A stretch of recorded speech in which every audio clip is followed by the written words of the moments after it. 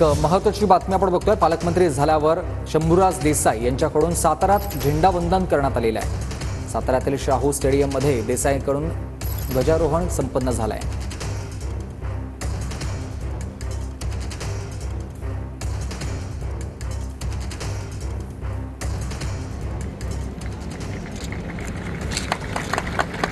तिरंगा रंग प्यारा प्यारा, झंडा ऊंचा रहे हमारा।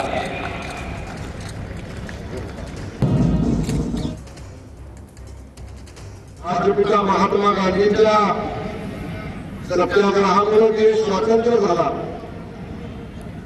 आणि लोकांसाठी लोकांनी चालवलेला देश अशा लोकशाही प्रणालीच्या मूळ तत्वानुसार आज भारताने जागतिक स्तरावरती स्वतःचं एक वेगळं महत्वाचं स्थान या ठिकाणी निर्माण केलेलं, याचा तुम्हाला आम्हाला सगळ्यांना अभिमान असला पाहिजे।